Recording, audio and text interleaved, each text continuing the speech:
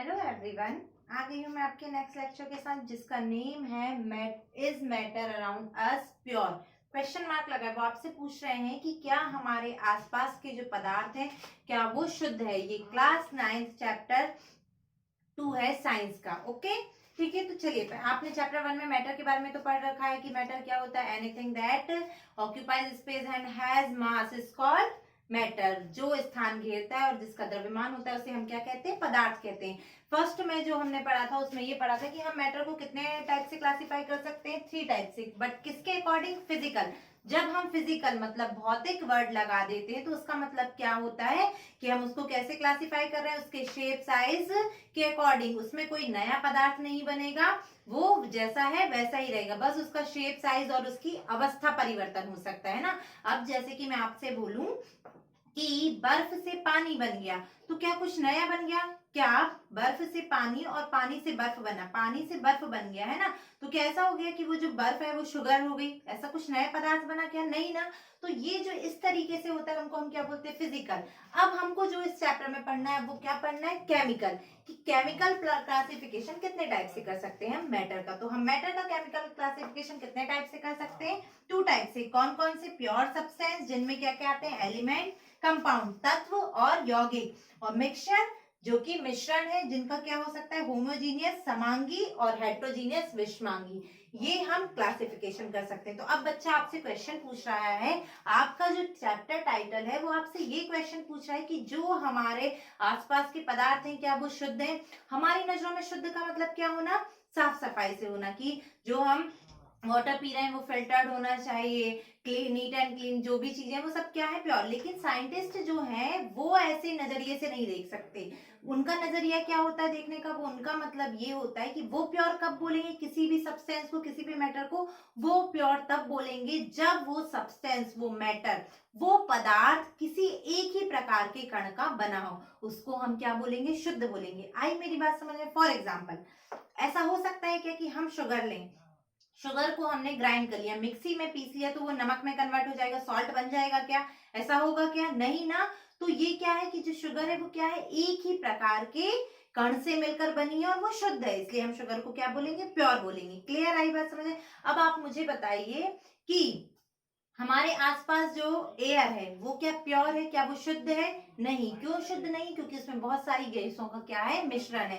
तो आइए डिस्कस करते हैं प्योर सब्सटेंस। प्योर सब्सटेंस हम किसको कहेंगे, the substance are matter which is made up of one type of particle या same kind of particle is called pure substance. जो एक ही प्रकार के पदार्थ का बना होता है उसे हम क्या कहते हैं, शुद्ध पदार्थ कहते हैं। और शुद्ध पदार्थ को हम 2 टाइप से क्या कर सकते हैं, 2 टाइप से क्लासिफाई कर सकते हैं, एलिमेंट और कंपाउंड, तत्व यौगिक। एलिमेंट क्या है, which is made up of, element दो substance which is made up of same type of particle and can not be break. तो इसको क्या नहीं किया जा सकता, विभाजित नहीं किया जा सकता। जो एक ही प्रकार के कणों से मिलकर बना होता है और जिसको विभाजित नहीं किया जा सकता वो क्या कहलाता है, एलिमेंट कहलाता है या तत्व कहलाता है। यौगिक, 2 या 2 से अधिक तत्वों का योग क्या कहलाता है, क्या कहलाता है, यौगिक कहलाता है। When 2 or more element meet together form compound. Clear? ये कंपाउंड की डेफिनेशन हो गई, एलिमेंट की डेफिनेशन।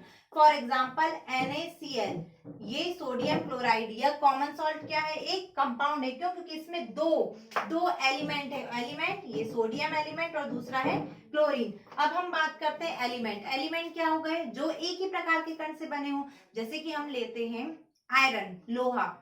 आप देख रहे हो क्या लोहे की कील से सोना निकल सकता है क्या? नहीं। क्यों नहीं निकल सकता? क्योंकि लोहा जो है उसमें सिर्फ लोहे के ही क्या होंगे, कण होंगे।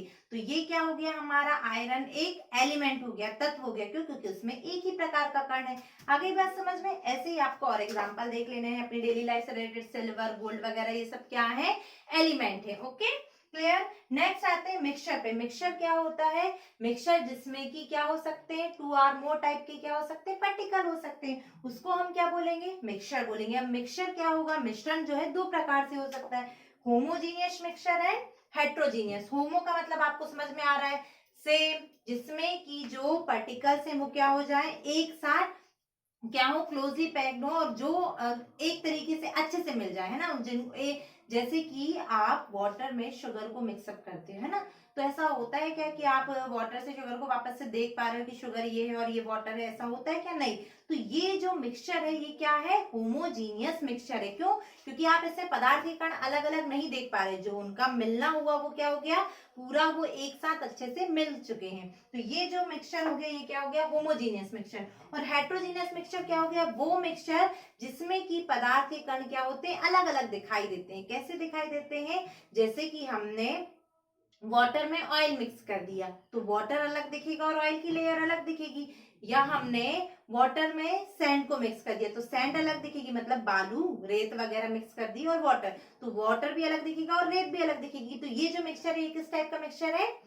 विषमांगी या हेट्रोजीनस मिक्सचर। क्लियर आपको? तो ये पूरे पॉइंट्स आपको बच्चा क्लियर हो गए। सॉलिड लिक्विड गैस या ठोस द्रव गैस मुझे बताने की जरूरत नहीं है, अपन चैप्टर 1 में डिस्कस कर चुके हैं। ये जो पॉइंट लिखे हैं ये आपको सब क्लियर है ना? इनके एग्जांपल के साथ आपको डेफिनेशन नोट डाउन करनी है अपनी कॉपी में।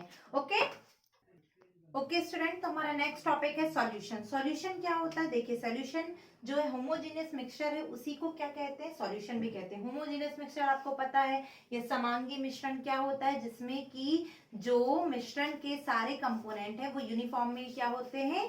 मिक्स्ड होते हैं। All the component of the solution is mixed, sorry all the component of a mixture is uniformly mixed is called homogeneous mixture. Clear? इसी को सॉल्यूशन भी कहते हैं। अब देखिए सॉल्यूशन का क्या होते हैं? 2 पार्ट्स होते हैं। कैसे?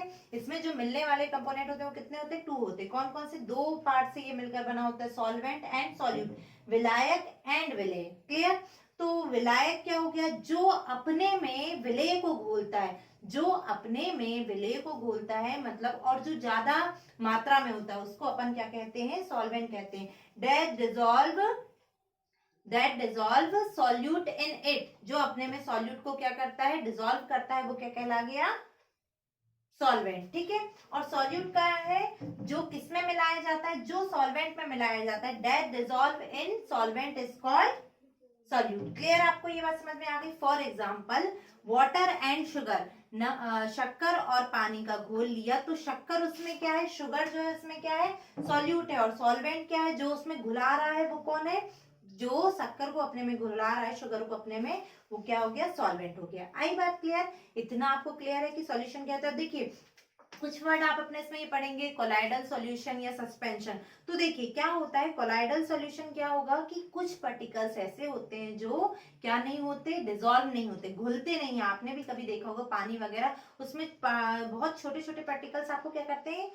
घूमते हुए पानी में नजर आते, तो वो ऐसे होते हैं जो डिसॉल्व नहीं होते, घुलते नहीं है पानी में। तो इन्हीं को अपन, ये जो वेरी फाइन पार्टिकल्स इनको अपन क्या बोलते हैं? कोलाइड्स बोलते हैं। और जो इनसे मिलकर जो सॉल्यूशन बनता है उसको अपन क्या बोलते हैं? Colloidal solution. तो इसी से एक टर्म आता है टिंडल इफेक्ट। क्या आता है? Tyndall effect. टिंडल इफेक्ट क्या होता है?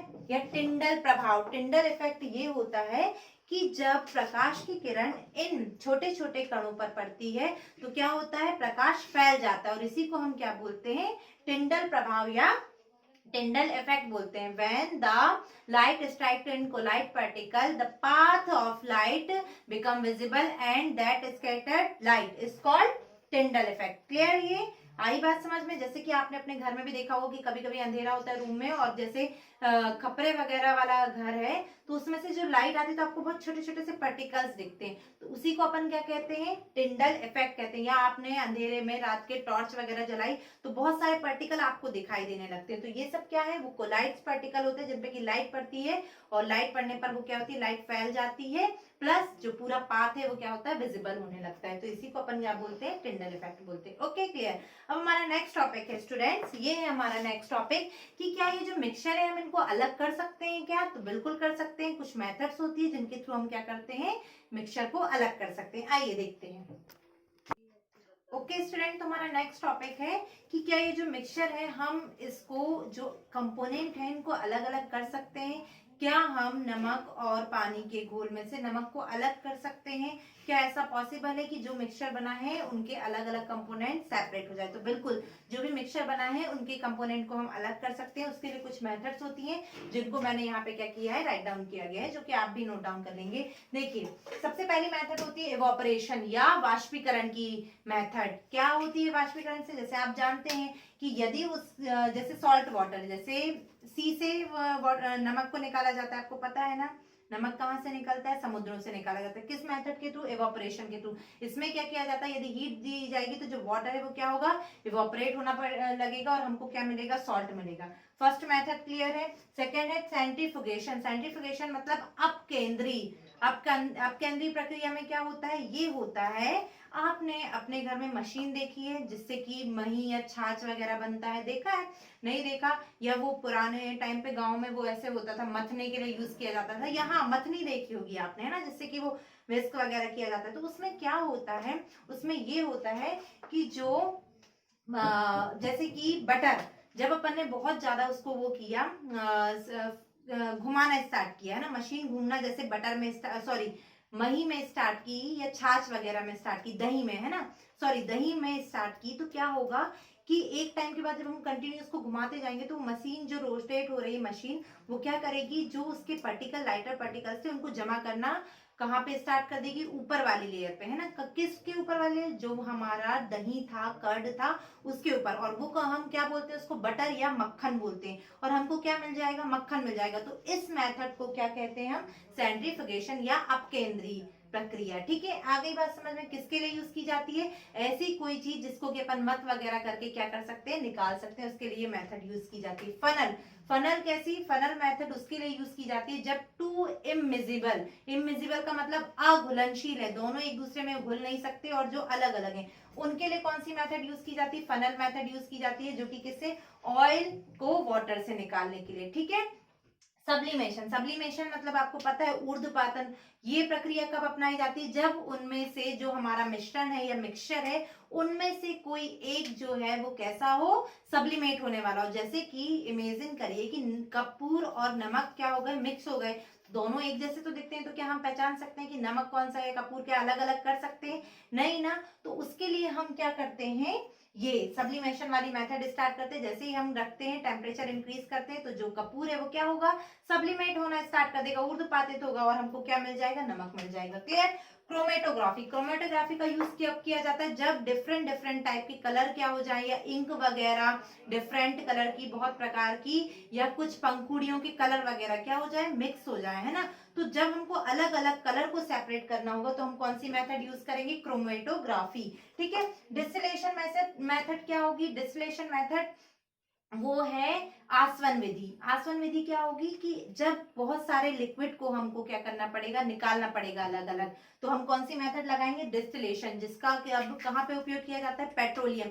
जो पेट्रोल होता है उसको निकालने के लिए किसका उपयोग किया जाता है? डिस्टिलेशन। इसमें एक सिलेंडर टाइप का होता है, अलग अलग टेम्परेचर पर हमको क्या मिलते हैं? अलग अलग कंपोनेंट मिलते जाते हैं जो पेट्रोलियम से हमको मिलते हैं। ठीक है। ओके।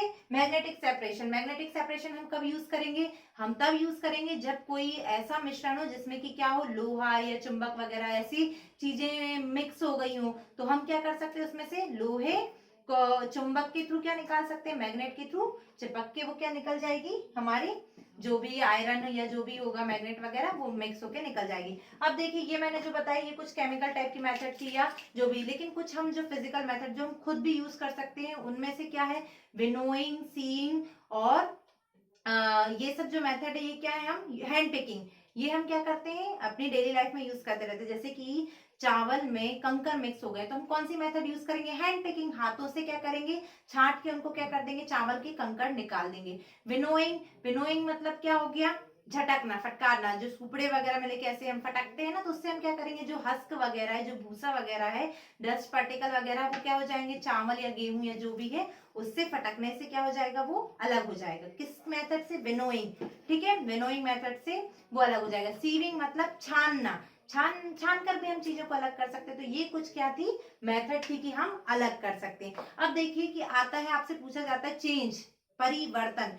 परिवर्तन को बताइए कितने प्रकार से होते हैं? तो परिवर्तन या चेंज कितने टाइप से होते हैं? 2 टाइप से। कौन से? Physical and chemical.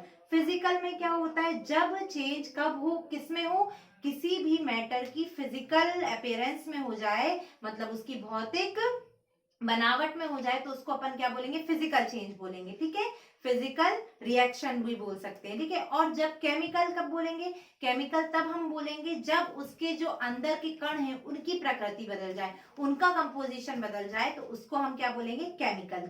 चेंजेस बोलेंगे। तो चेंजेस कितने टाइप के होते हैं? 2 टाइप से, फिजिकल चेंजेस और केमिकल चेंजेस। ठीक है, फिजिकल जब उसकी फिजिकल अपीयरेंस वगैरह में मैटर की चेंजेस हो तो वो क्या हो गया फिजिकल, और केमिकल जब उसकी कंपोजिशन में चेंज हो जाए तो वो केमिकल चेंजेस हो गया। एग्जांपल हम देख लेते हैं फिजिकल चेंज, जैसे वाटर से आइस बनती है तो ये क्या हो गया, उनकी स्टेट चेंज हो गई, लेकिन प्रॉपर्टी तो चेंज नहीं हुई ना। प्रॉपर्टी क्या रही, वाटर वाटर ही था। बर्फ में भी क्या है, वाटर ही है। लेकिन अब हम दूध से दही बना दिया है तो क्या दही से दूध वापस मिल सकता है, या ऐसा हो सकता है? तो ये जो दही बना है वो दूध से अलग है। दही कैसा था, थोड़ा सा अलग नेचर का था, और दही कैसा है, एकदम खट्टा है।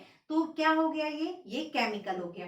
कैंडल का जलना, जो जल रही है कैंडल, वो भी क्या है, केमिकल चेंज ही है। ठीक है, तो ये सब आपको अब आगे एग्जांपल आएंगे जिनको आपको क्लासिफाई करना होगा, फिजिकल है कि केमिकल। तो आपको अपनी समझ के अकॉर्डिंग उनको क्या करना है, अलग अलग सेपरेट करना है कि कौन सा फिजिकल होगा और कौन सा केमिकल। याद रहे कि केमिकल चेंज किसमें होता है, जब उस जो मैटर है उसकी केमिकल कंपोजिशन में जो उसके कण वगैरह है, पार्टिकल्स है, उनमें चेंज आ जाए तो वो हो गया क्या हमारा केमिकल चेंज। ठीक है, okay, thank you for watching, bye bye.